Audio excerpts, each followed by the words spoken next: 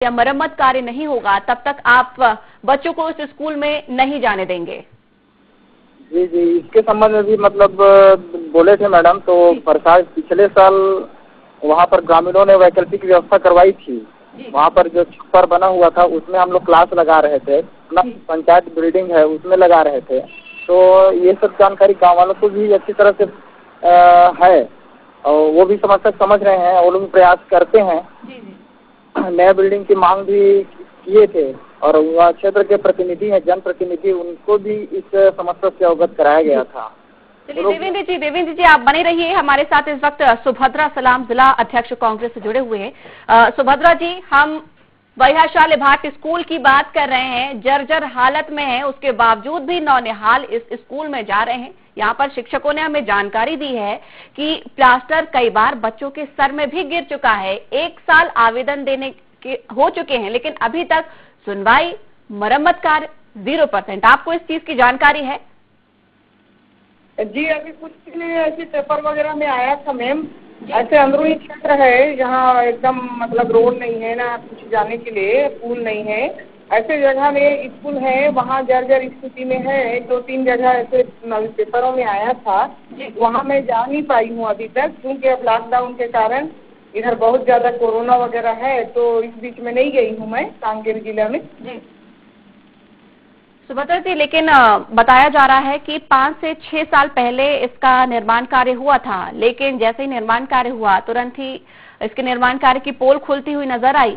1 साल हो चुका है। अब आपने बताया कि अभी आपने अखबारों में भी पढ़ा है, तो मुझे नहीं लगता कि यहाँ पर कुछ और लेट लतीफी की जरूरत हो कि आपको तुरंत एक्शन में आ जाना चाहिए था।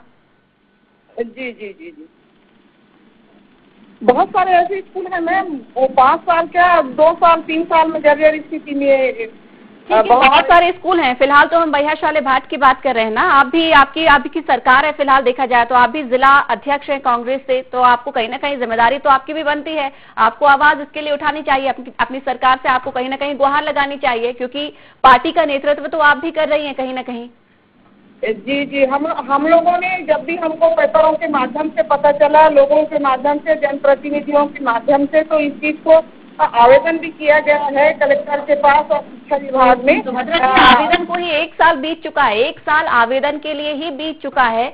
बहुत लंबा समय नहीं लगता? आपको नहीं लग रहा कि इसके लिए बहुत ज्यादा स्लो प्रोसेस चल रही है कि फाइल आती है तो आने दो, जाती है तो जाने दो, जैसी स्थिति यहाँ पर देखी जा रही है? इसके पहले भी मैं जनपद जिला पंचायत अध्यक्ष थी मैम। इसके पहले जो सरकार बनी इसके पहले जिला पंचायत की अध्यक्ष थी। ये सारी चीजों को बहुत सारे स्कूलों को हमने अवगत कराया और कहीं कहीं इनका मरम्मत किया गया। लेकिन फिलहाल इस स्कूल की बात हम जो कर रहे हैं उसके लिए क्या आप करेंगे, उसके लिए क्या करेंगे? मेरा सवाल तो ये है अभी आपसे। जी, कौन से स्कूल में? हम बैहाशाले भाट मिडिल स्कूल की बात कर रहे हैं। अभी कुछ देर पहले ही आपने कहा कि आपने अखबार में पढ़ा है इस स्कूल के बारे में, अब आप कह रही हैं कौन सा स्कूल? नहीं मैम, इसके लिए 2-3 है बैहाशाले भाट की स्कूल की, तो मैं पहले भी इसका क्या बोलते हैं अतिरिक्त कक्ष भी वहाँ बनाया गया था मैम।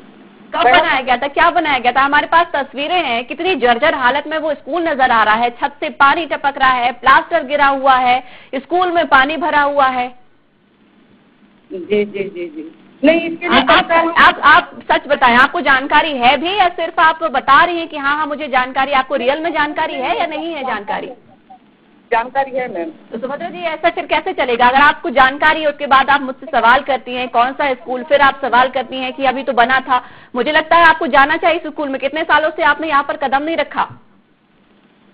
अभी का तो बात है मैम, इससे पहले तो अभी की बात नहीं है सुभद्रा जी, बहुत लंबा समय बीत चुका है। 1 साल तो इस स्कूल को आवेदन दिए ही हो गया है कि कुछ तो मरम्मत कार्य हो यहाँ पर। जी जी जी, 1 साल यहाँ पर शिक्षकों ने मिलकर यहाँ पर आवेदन दिया, लेकिन अभी तक कुछ भी नहीं हुआ। आप कांग्रेस की जिला अध्यक्ष है जी, इसका समाधान का निराकरण करवाएंगे मैम आप बहुत जल्द। अभी बहुत जल्द? कब?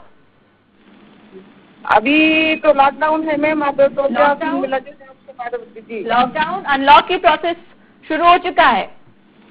जी, यहाँ अंतागढ़ ब्लॉक में मैम अभी 1 सप्ताह का लॉकडाउन किया गया है। यहाँ कोरोना 1 सप्ताह का है, 1 सप्ताह का है, लेकिन पहले तो नहीं था ना। हम तो वही बात कर रहे हैं, आप फिर घूम फिर के उस चीज पर लेकर आ गई। 1 सप्ताह का लॉकडाउन है, सालों से ये स्कूल की ऐसी हालत यहाँ पर नजर आ रही है।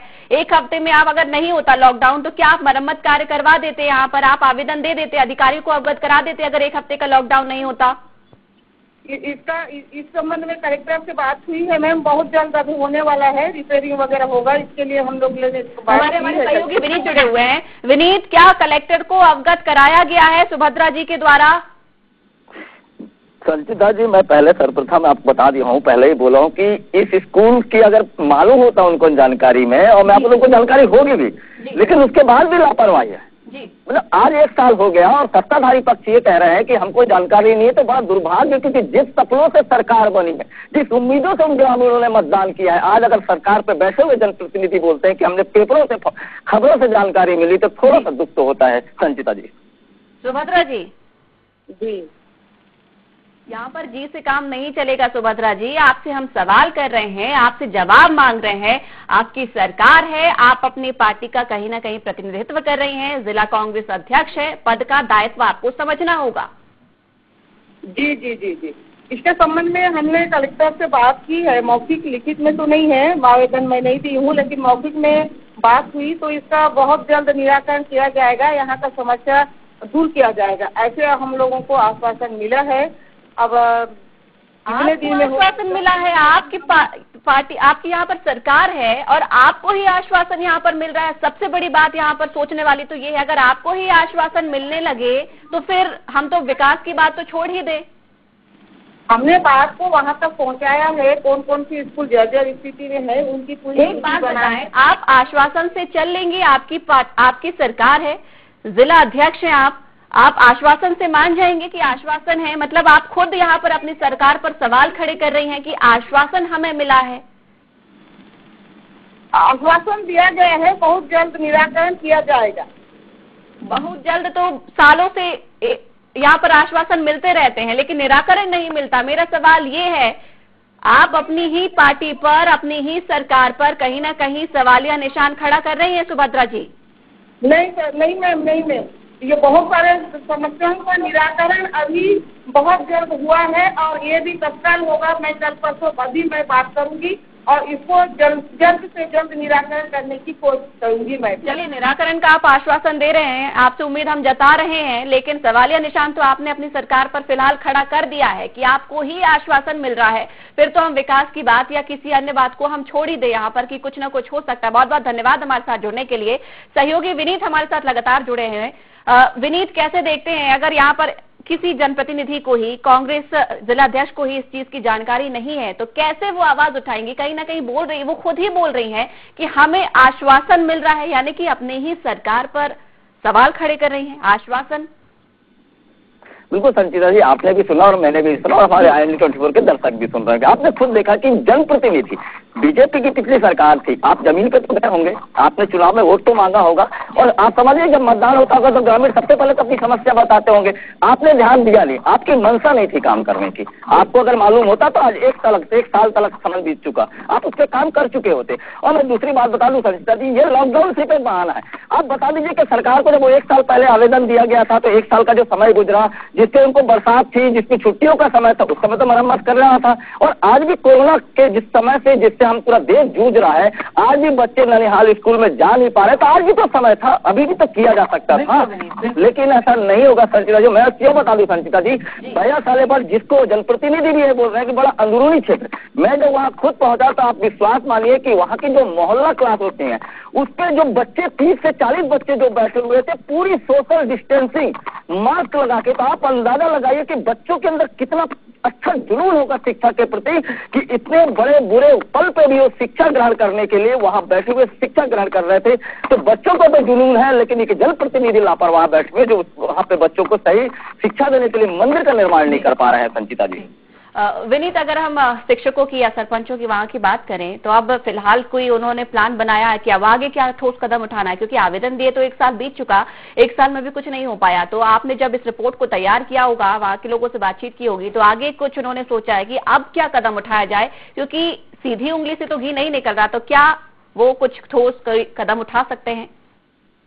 बिल्कुल संचिता जी, इस विषय में हमारी बात हुई, चूंकि अभी अभी यहाँ पे पंचायती चुनाव हुआ है। पंचायत चुनाव पे जो भी नए पिछले कार्यकाल पे भी यहाँ बैठे हुए जो जनप्रतिनिधि है, सरपंच में, उनका कार्यकाल शुरू होने के बाद लॉकडाउन हो गया था, तभी उतनी अच्छी स्थिति में वो नहीं है, लेकिन फिर भी वो बोल रहे थे कि हमने आवेदन दिया, लगातार जाके जो भी हमसे होगा उसके हम काम करने को लगातार प्रयास करेंगे। और रही बात संचिता जी शिक्षकों की बात करें तो वाकई में वो मजबूर है कि अपने वरिष्ठ अधिकारी से दबाव तो वो डाल नहीं सकते, क्योंकि उनको दबा दिया जाएगा। बेचारे जितने भी ग्रामीणों को लेके जो आवेदन के माध्यम से जितनी भी उनको शिकायत करनी है वो कर चुके हैं।